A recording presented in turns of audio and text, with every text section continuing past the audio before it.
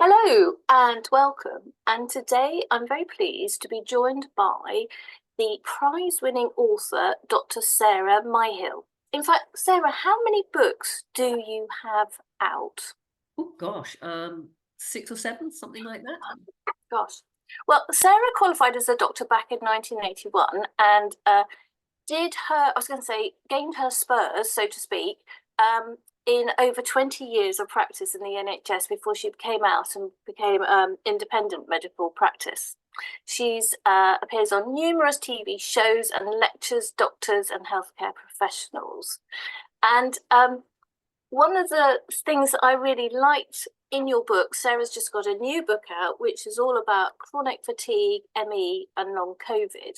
And one of the things that I liked when I was reading about it is that your hobbies cited were loving your daughters and loving your dog. And I just thought, oh, that is really nice. And it's so important. Oh gosh, yes. When my father was a very kind of a driven person, and when we spoke when my daughter was just born, or when my daughters were born, he got in touch with me and said, "Well, what are your hobbies? What are you doing now?"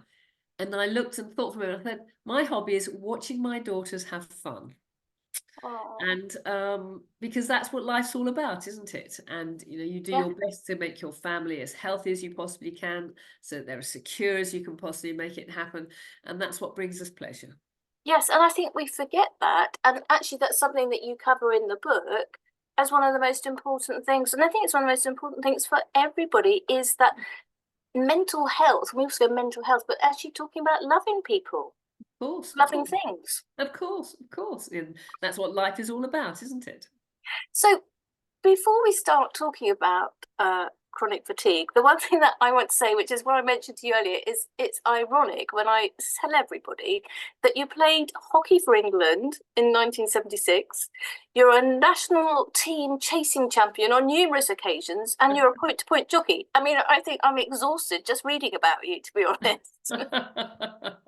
Well, I'm very lucky. I'm very fortunate because I've always been blessed with good energy. Now, obviously, all the things we're going to talk about today, I also do. Hmm. Any therapist treating people has got to put in place the very interventions you're asking patients to do, because then you find out the nitty gritty of how to do it, the fine tuning, the tricks of the trade that allow things to happen more easily. But I see the whole of life through an energy perspective, and if you've got lots of energy, you can get things done, you can do things, and Hmm. it's doing things that we have fun. And I love my horses, I love my dogs, I love my garden, and but to do all those things takes energy.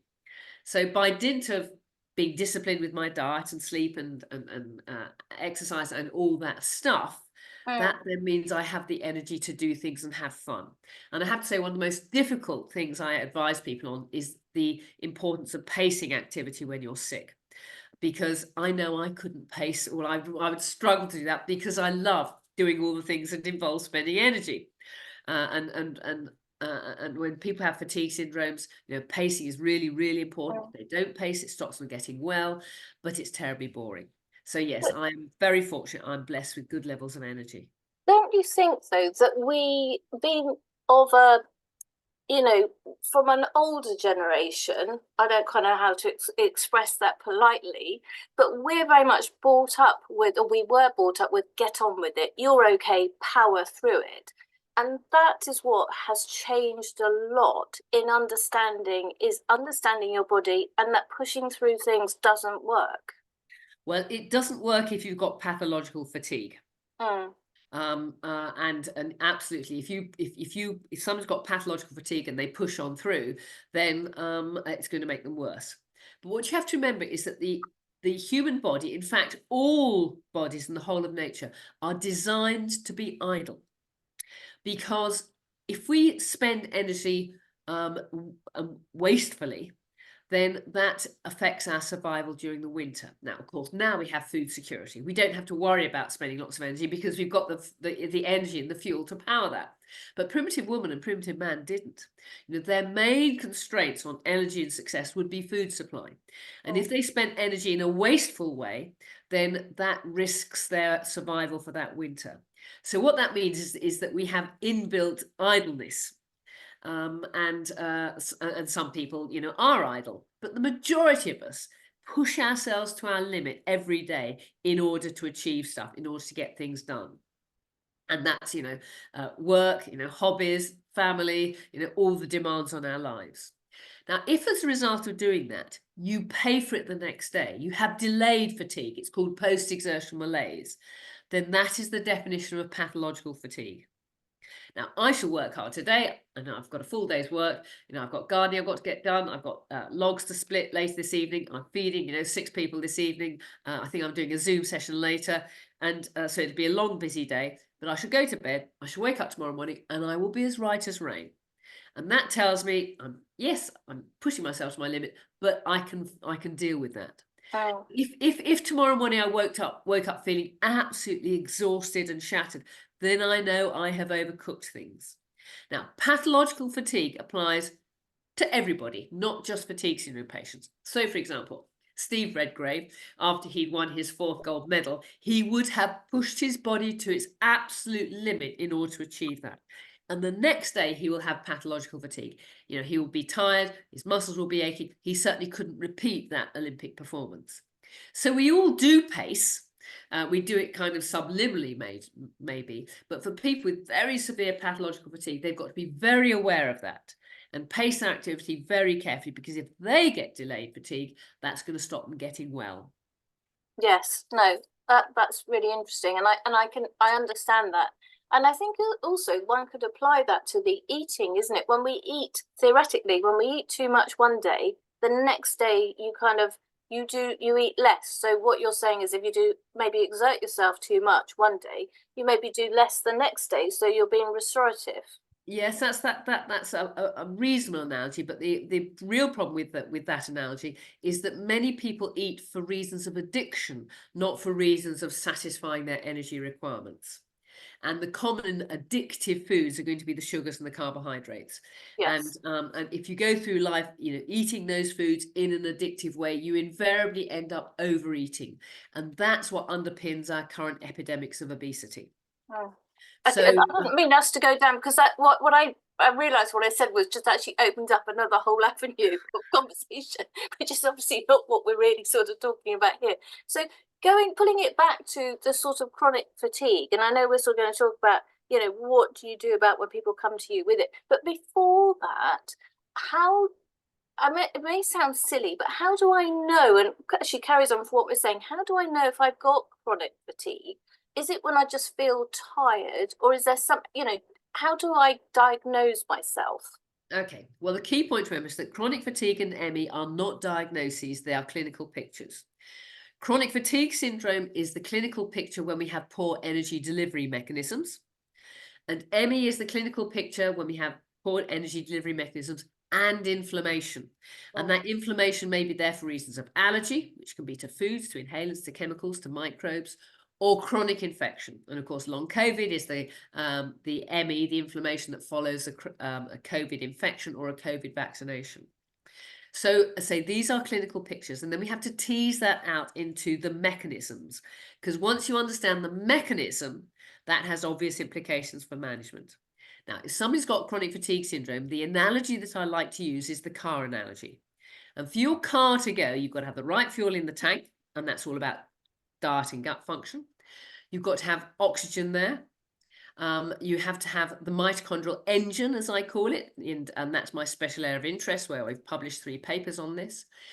Then you need the thyroid accelerator pedal, which controls how fast the mitochondrial engine goes, and the underactive thyroid is very common, and the adrenal gearbox. And the adrenal gearbox allows us to gear up in response to stress. So we need all those 5 players in position for good energy delivery mechanisms, and therefore we can recover. So taking a history from somebody often gives you very good clues as to whether their problem is a food problem, a gut problem, a thyroid problem, a mitochondrial problem, or whatever. So that gives us clues. Yes, we can sometimes use tests to confirm that. But the most important intervention is to actually do the regimes, put them all in place and see how you get on. And the reason I say that is because most of the people I see are what I call PBs.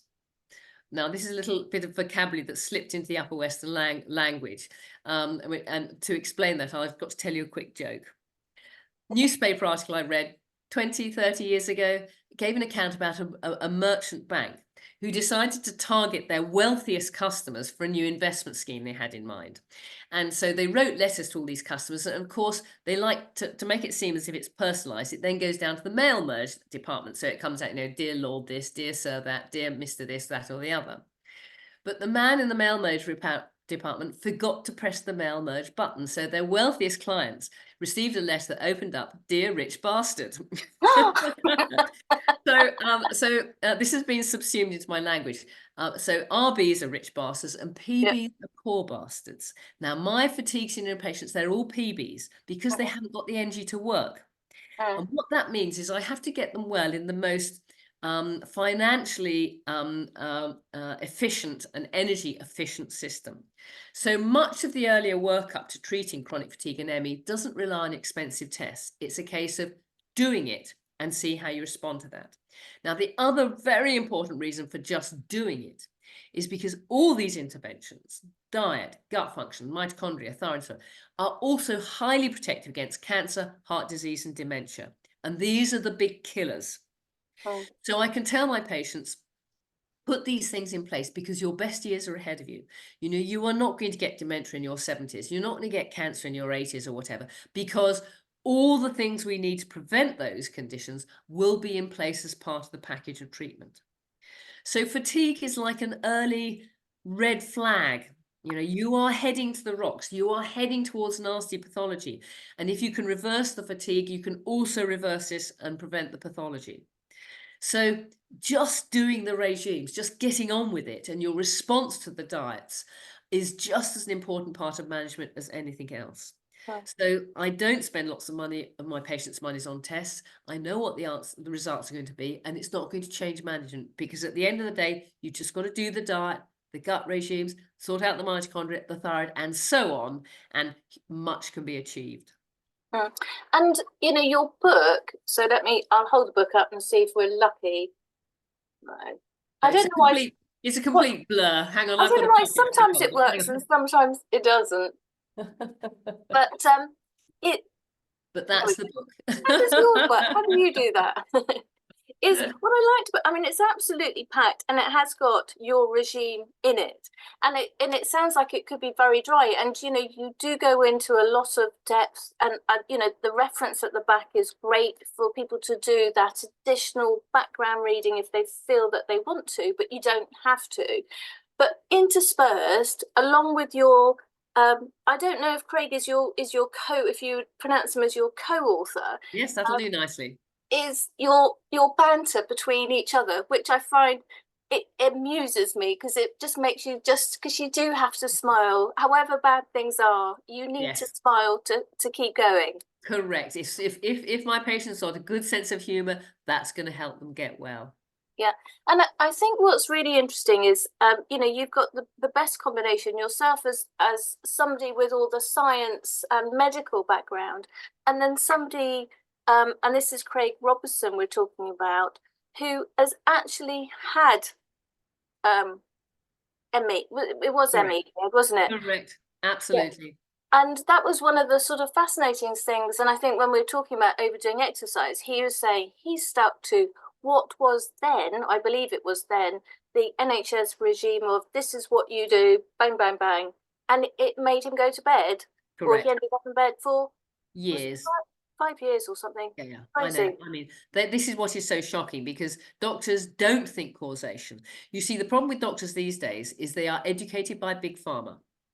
Now, and the only thing that Big Pharma is interested in is making profits for its shareholders. So what Big Pharma wants is lots of sick patients, because sick people demand drugs, and the drugs don't address the underlying cause of their sickness. In fact, if you mask symptoms, you're going to make things worse. And okay, now Big Pharma may not have come up with graded exercise. The psychiatrist came up with that, but it's a rotten treatment. It makes people worse.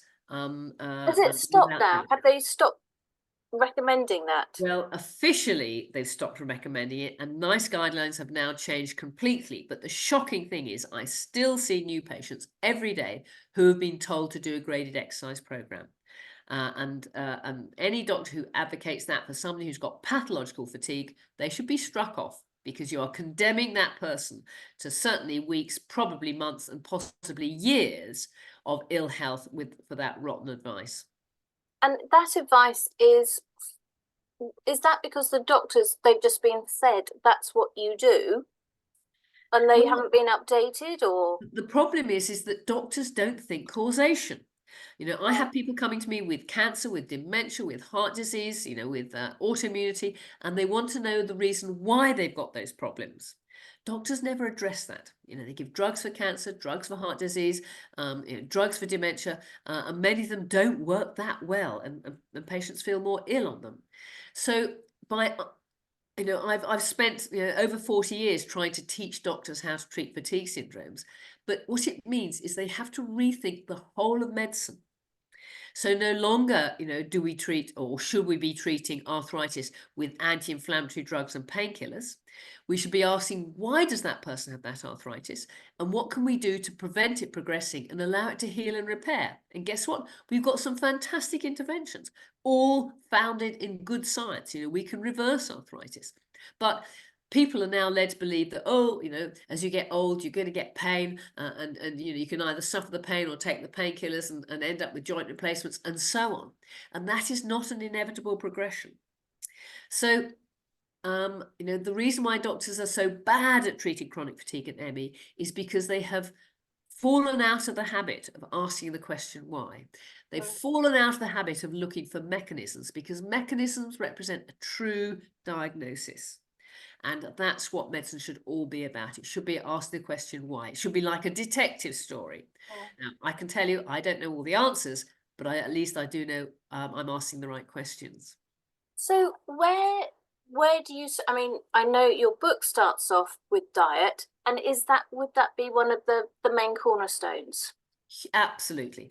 Recovering from this illness and any other illness is like building a house. And to build a house, you've got to have the foundation stones in place, and then the walls and the windows and the roof and so on and so forth. And the diet is the foundation stone of recovery.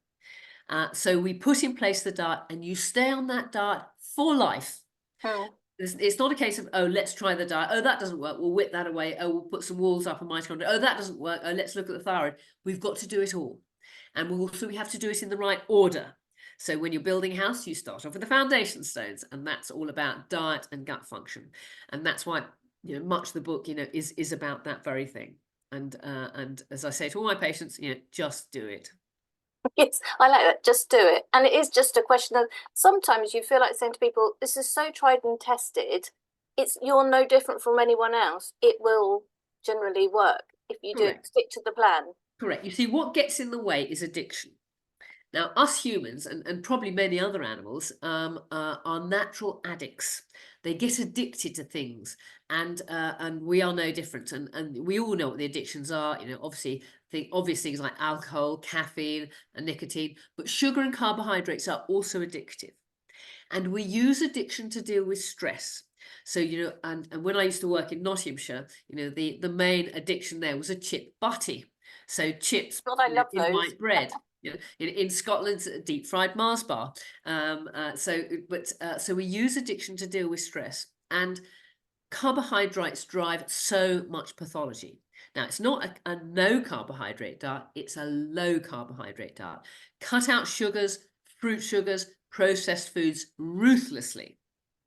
And then instead of eating for reasons of addiction, we eat to satisfy our calorie needs, to satisfy our needs for fat, for micronutrients, for protein, and so on. And that means we end up eating a healthy diet, and our weight stays absolutely level. We don't gain weight, we don't roller coaster weight, it just remains level, as indeed, and from that, energy delivery is greatly improved. So so yes, the diet is absolutely centrally important. It's the foundation stone. It's the diet we should all be doing for life. Yeah. And what are the principles, very quickly, of those diet? Of Okay. that diet, sorry. Well, it's called a paleo-ketogenic diet. Now, it's called paleo because allergy is extremely common and it's a major driver of inflammation. And so paleo, it avoids the gluten grains and it avoids dairy products because neither of those foods are evolutionarily correct. When Gordon Lorraine, who was the originator of the paleo diet, when he was asked, well, aren't dairy products natural foods? His response was, have you ever tried milking a wild bison? So dairy products are not natural foods. Yes, they may be very delicious. Okay, they've been in our diet for maybe 5 or 10,000 years, but from an evolutionary point of view, that is nothing. Evolution doesn't change much. Especially something fundamental like that over 10,000 years. I was at a conference recently, and the conclusion, the consensus of that conference was that no human should be eating gluten because it's a common allergen, it's pro-inflammatory, and gluten grains, guess what? They're full of chemicals, and they've often been genetically modified. They are just so bad for us. Really, gluten grains should be animal feed only. So that's the paleo bit.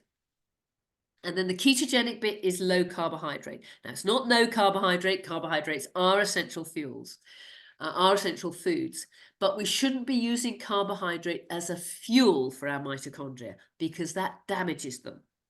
We should be using ketones as a fuel for our mitochondria because they are then burnt very efficiently with minimal damage. So the point here is we should be getting our calories from fat and from fiber. Fiber is fermented in the large bowel, the microbiome, to produce short-chain fatty acids, which are ketones, and then fuel our body with fat. And fat has been given such a bad reputation by the nonsense, food, big pharma. By that I mean the farming, the food industry, and but fats are essential foods. They're very good for our health, and we should be powering our body with them. So then people say to me, okay, well, what's your typical day? Well, breakfast. Now, I don't always have breakfast because I tend to do intermittent fasting, but breakfast should be good old-fashioned fry-up, gluten-free sausage, bacon, eggs, black pudding, fried tomato, mushrooms, all that sort of stuff. That's a high-fat, low-carb meal to power us through the day. And then evening meal will be typically, starter may be avocados or salad. A main course would be meat and vegetables with maybe some potato, but not too much. Pudding, berries, coconut milk. And then snacks in the day, nuts, maybe salami. There's a recipe in the keto book for paleo-ketogenic bread, which is a low carbohydrate bread. Very easy to make. I make that most days. So it's a change from our normal rate diet because dairy products and grains are such a huge part of Western diets that it's difficult to avoid them. But once you get into it, it's easy, and you actually end up eating a greater variety of foods on a PK diet than if you were eating a Western diet. So that makes it very good for the microbiome. You see, we don't know much about the microbiome. That's the last bit of the gut. That's the last 5 foot of gut that's full of fermenting microbes. But what we do know is that the more diverse it is, the healthier you are. And we achieve a diverse microbiome by consuming a diverse diet. So the point here is, yes, we should aim for a high fiber diet, but we should also be aiming to consume at least 30 different foods a week. If you can consume even more, that's even better. And that is a natural and inherent part of a paleo-ketogenic diet. And also eating food seasonally allows a greater variety of foods to come into the gut. Now, of course, I'm very lucky. I'm a keen gardener, and I feed myself entirely from my garden. So, of course, I eat seasonally, and of course, there's a lot of variety there. But if you can't garden for whatever reasons of energy, or you just don't have an allotment, then aim to eat as diverse as is possible. And I think just, one last thing about diet, and what I liked in your book was that you said, sticking to these things is hard. And actually, when it's working, when actually you start feeling worse. That is a sign that it's working. In the short term, yes. And that's a well-recognized phenomenon. It's called keto flu. But, after 10 days or 2 weeks, you should be feeling much better. Now, if you're not feeling much better, then it tells us there's something else going on. And a very common cause of struggling with the paleo-ketogenic diet is the underactive thyroid. Now, the reason for that is, as I've mentioned, we should be running our body, we should be fueling our body with fat. And, we have extensive fat stores in our body. So if we run out of food or fuel from the most recent meal, we can rapidly switch into fat burning. So, humans are characterized by subcutaneous fat. We are surrounded, our whole body is surrounded by subcutaneous fat, and there's lots of fat around the gut itself. Now, to be able to fat burn, we need thyroid hormones. If we haven't got the thyroid hormones, then we will fat burn with adrenaline instead. But that's very uncomfortable. If you're fat burning with adrenaline, that makes you feel wired but tired. And that is such a common symptom that people tell me. They feel anxious and shaky and nervous, but at the same time they're fatigued. And they're very intolerant of low blood sugar because of this inability to fat burn. So, the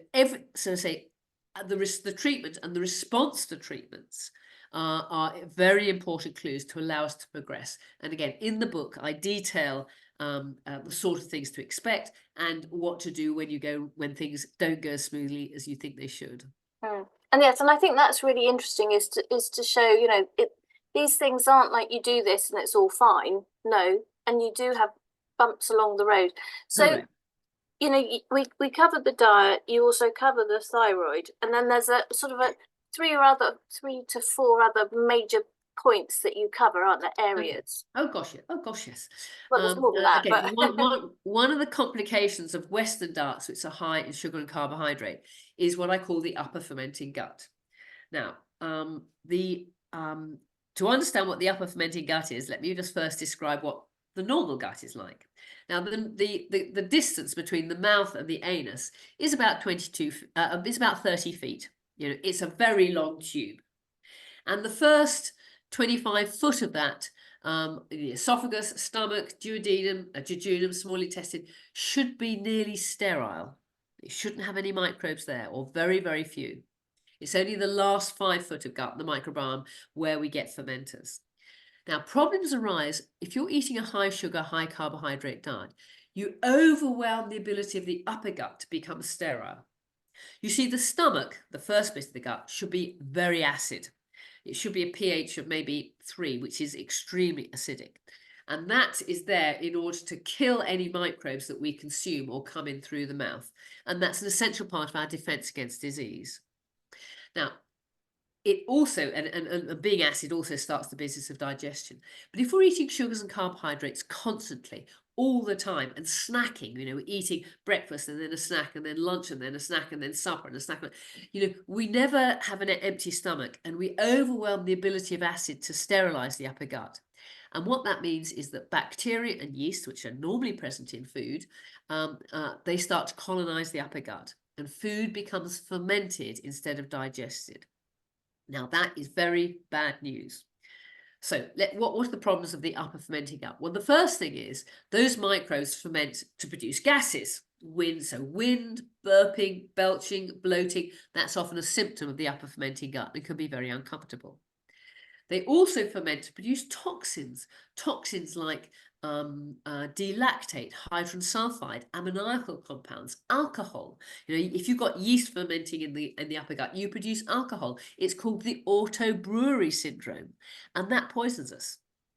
And many people comment that once they get established on the PK diet and they're treating the upper fermenting gut, their foggy brain disappears. Guess what? If somebody gave me a glass of wine at breakfast, I would have a foggy brain all morning. I wouldn't be able to function. And foods can do that. And you can get quite high levels of alcohol. At one stage, we used to be able to test our alcohol levels, before and after a sugar load. And the highest result I had was 19 millimoles per litre. Now, drunk driving is at 40 milligrams per litre. So you're halfway to being a drunk driver, or that particular person. Yeah. So that's another problem. And then a third problem is that the microbes themselves that live in the upper gut, they are as hungry for vitamins and minerals as our body is. But of course, they're first in the queue, aren't they? So what that means is effectively we malabsorb vitamins and minerals. So all those expensive supplements that people need to help them recover, they're not going to get to where they're needed because those microbes are fermenting them instead. So that's a huge waste. And another problem is the microbes themselves get into the bloodstream. Now, this is called bacterial or microbial translocation.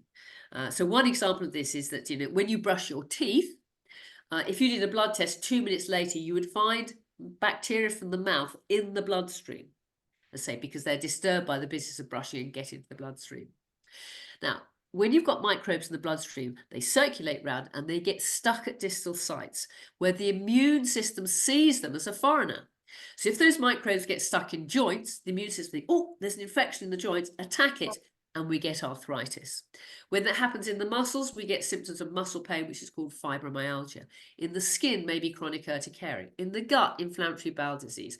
In the arteries, polyarteritis nodosa. In the muscles, polymyalgia rheumatica. In the brain, psychosis. In the lungs, intrinsic asthma, and so on. So a huge amount of pathology is driven by allergy to microbes from the upper fermenting gut. Much renal disease, irritable bladders, the same. So getting the gut right is so important. And of course, the starting point to treat it is stop feeding them with carbohydrates. Now, we've done that, haven't we? We've done a low carbohydrate diet. That's a great start.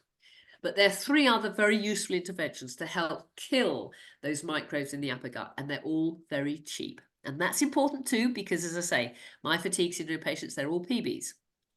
So the first one is vitamin C. I love vitamin C. It contact kills all microbes and does so much other good as well. It's a vital antioxidant. It protects us from cancer. It helps us detox heavy metals and so on and so forth. So I like everybody to take 5 grams of vitamin C daily. Another very useful tool is iodine. Again, iodine contact kills all microbes.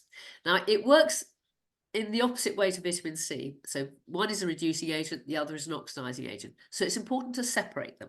So I usually suggest people take vitamin C 5 grams in the morning, and then iodine, Lugol's iodine, 15%, 3 drops in water last thing at night. Again, contact kills all microbes, helps to clean up the upper fermenting gut, also protects us from infection, and both of those are very markedly anti-cancer. And the third intervention, which I've started using more recently, is sulfur. We're all sulfur deficient.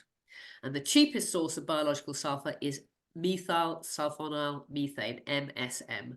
And the interesting thing about that is that in an oxygen replete environment in the upper gut, it kills microbes.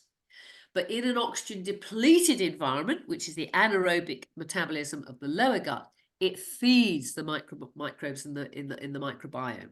So it's a doubly good thing for our gut. And also it makes the gut less leaky. It's the raw material to make connective tissue. So it's a great treatment for arthritis. And it has many other benefits as well. And again, it's very cheap. You can buy a kilogram of that on Amazon for about 16 quid. Well, we can all afford that. So sorting out the upper fermenting gut is a really vital part. And we do that in parallel with the diet.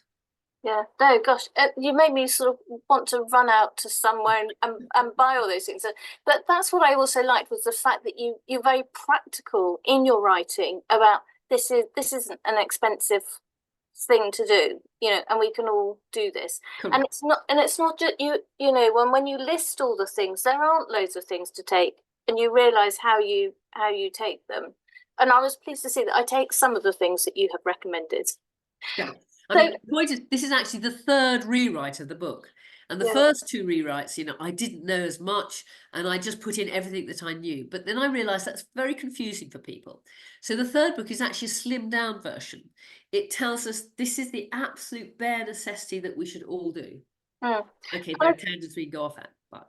And I think that's what is good about your book, is though you can dip in and out, although actually when you start reading it, you want to read it in order, because as you said, it is important to do a lot of this in order.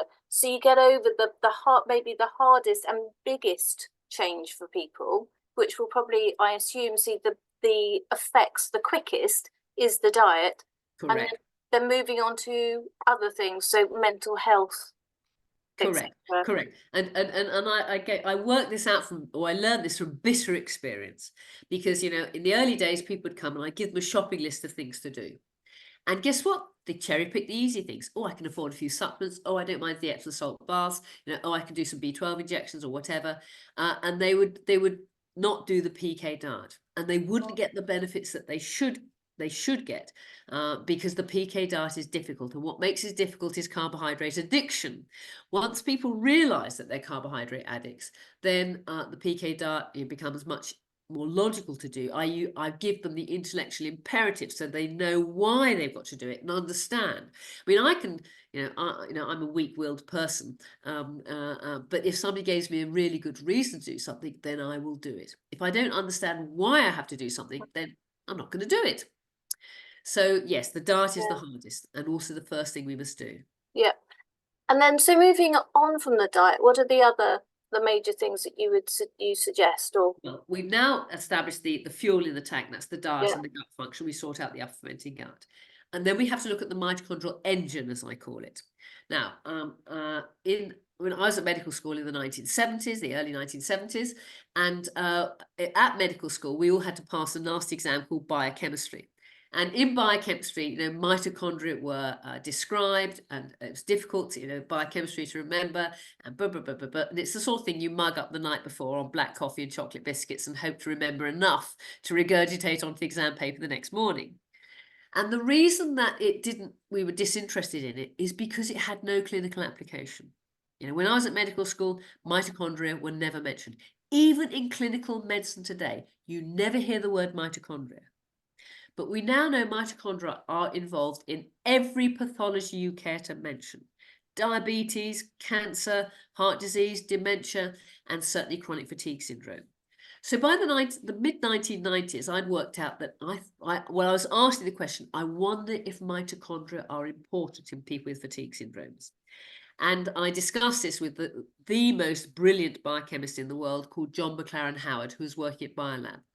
And bless him, he developed a mitochondrial function test that looks at how mitochondria access fuel, how they burn it, how they cycle the energy molecule ATP into the cells and back again. And from this amazing test, we can develop an energy score, which is a measure of how efficiently mitochondria worked.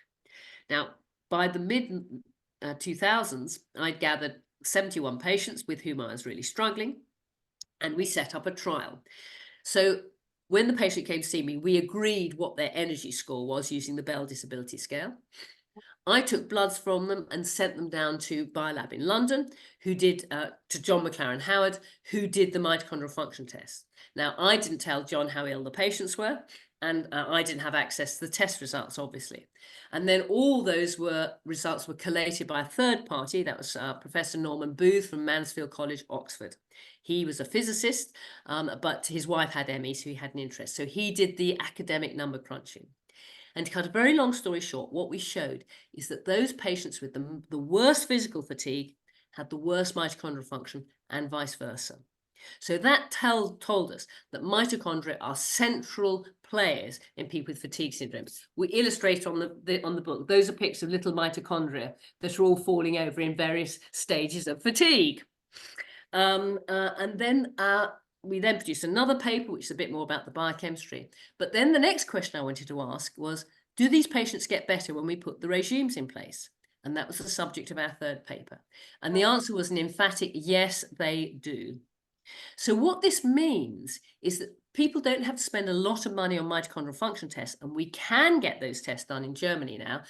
John McLaren Howard has retired, but we can get those tests in Germany. But that is not essential for recovery.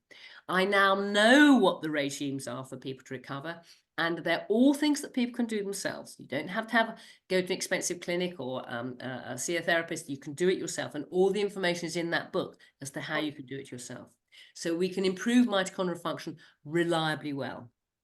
yeah, and so just to give an explanation what mitochondria, because we hear it all the time, especially if you listen to podcasts about health, but lots of people don't explain what it is. Yeah, well, mitochondria are engines, and every living cell in the whole of nature, Pretty much every tree, grass, daffodil that I'm looking at, sheep, dog, we all have mitochondria. Mitochondria make the difference between life and death, because if your mitochondria don't work, you have no energy, and then you are dead.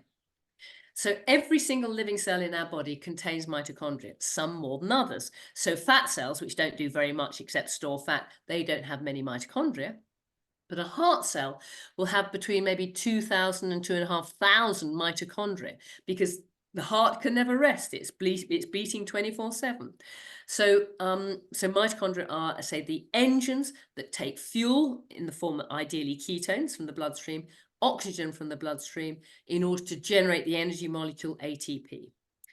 Now, I think of ATP as money, as currency, and with a molecule of ATP, you can buy any job in the body. So to contract a muscle, you need ATP. To send a nerve signal, you need ATP. To be able to see and convert, photons hitting the back of the eye into a three-dimensional image in the brain, you need a lot of ATP. So everything we do is reliant on ATP, and that is generated in mitochondria. And if you have a plentiful supply of ATP, you can get an awful lot done. But if that supply of energy dries up, then you can't do things. You're bedbound, maybe housebound, and activities have to be severely restricted. And I think that's what, in the book, you suddenly realise how all things are pulling together. It's not just one thing. It's all of these things all add up. Correct. I To mean, why you're feeling. Yeah. I mean, so many people come to me and they think that they only have to fix one thing and they'll get better. Now, if you're very lucky, that might be the case. If you're very lucky, you just have an underactive thyroid, or you just have an allergy to one food, that might happen. But for the overwhelming majority, it's a package of treatment. And we don't know there are no tests we can do to say, this is the regime you need and off you go. It's still a case of trial and error. But as I say, I've been in the business now for over 40 years and been down many blind avenues. And the book's saying this is the bare minimum that you have to do. You have to start with a PK diet. For some people, they need to start with a carnivore diet if they're very allergic or they've got major upper fermenting gut. But the PK diet is a sort of average starting point. And then we sort out the upper fermenting gut and we look at breathing techniques. We've forgotten to talk about that. And then we sort out the mitochondrial engine and then move on to the thyroid accelerator pedal and the adrenal gearbox. And all those things done in a logical order get you an awful long way. And I think also everything that you're advocating, from the diet through to exercise and mental health and, general vitamins to take, even if you don't have chronic fatigue or whatever, they are all very, very good for you. And as you said, staving off dementia is one of the number one things I would think. Correct. I mean, just to give you an example, I have an old boy who I look after. He's a friend. He lives in my granny flat. He's been with me all 7 years. And obviously I feed him a paleo-ketogenic diet and give him a basic package of supplements. Now, he is as sharp as a tack. He has absolutely no symptoms of dementia. He's got pretty much no pathology. And in July, we'll celebrate his 102nd birthday. Wow. So, these are also the techniques we need to live life to its full potential, because I want to live life well, and then suddenly drop off my perch when I go, hopefully on a horse, I'm crashing around a point-to-point course, but who knows? So, yes, all these interventions are not just for the patient, they're also for the family. In fact, very often when people come, they come, en famille, and we sit around talk of this, and I say to everybody now, and you need to do this diet too. It's much easier if everybody under the same roof is eating the same food. And when they come back for a follow-up, Dad says, "Oh, my joints are so much better," and Mum says, "Oh, my migraine's disappeared," and older sister says, "Oh, my foggy brain's better," or whatever. So this is absolutely the starting point to treat absolutely everything. And, the sooner one can start these things, because I think now, there's a lot of chat about longevity, but it really is about how do you live, as you said, well in your old age, as opposed to just being around. Correct. And the sooner you start that, the sooner you're there. Correct. And it's never too late to start. And, just like if you've given up smoking for 10 years, then your life expectancy is the same as if you'd never smoked. It's the same with the regimes. We can actually reverse pathology. Dementia can be reversed with the paleo-ketogenic diet. Not my words, but the words of Dale Bredesen, consultant neurologist, California. He reverses dementia with the PK diet. Now, if this had been a drug that had this effect, it would be headline news in every paper for weeks and weeks and weeks. But it's not. Who controls the media? Follow the money. Big Pharma controls the media. So, these simple, effective tools never get out to people because I don't have the money to pay the Daily Mail to run a big article on this. Well, that's why we need to keep promoting things like this, and hopefully that's what we do on Talk Health, is to give people the opportunity to make their own decision. And it has to be somebody's decision, because you have to do something. It isn't, you don't just pop a pill. That's correct. Correct. So, I mean, we have got into that mindset, and it's been impressed on us, again, dare I say it, by Big Pharma, that one symptom, one pill, and away you go. And when I was in general practice, I had to wear two hats, because there were some people who were very interested in the diet and the supplements, and we would talk, and then some people, you'd start talking about that and their eyes would glaze over, and you think they're not engaging, they just want the pills, and off they go. So, but as doctors, I mean, the word doctor comes from the verb docere, to teach. We should be teaching our patients what are the options. Now, of course, my view is the drug approach is not an option, but some people it is. And I say, well, you can do this, you do that, and it's up to you to choose and take control of your health. That's another message that I hope comes out in the book. yes. Is that there's only one person that can get you well, and that's you. And guess what? There's going to be nobody who is better motivated, who is more empowered, who is closer to the action to see what works and doesn't work than you. So I can guide, I can cajole, I can give the information, I can cheer from the sidelines, but I can't make you well. You've got to make yourself well. Yeah. And those people who take responsibility for their health, they get better much more successfully. Absolutely. And on that note, I'm just going to say, it's been really enjoyable. And I think I'm just slipping down the screen here. I'm just disappearing for some reason. So, Sarah, thank you for your time. And I've gone. Well, if you tip the camera so it's pointing at you, that might help. I think it's just gone. So I'm going to sign off now and say thank you. Goodbye, everyone. Thank you. My pleasure.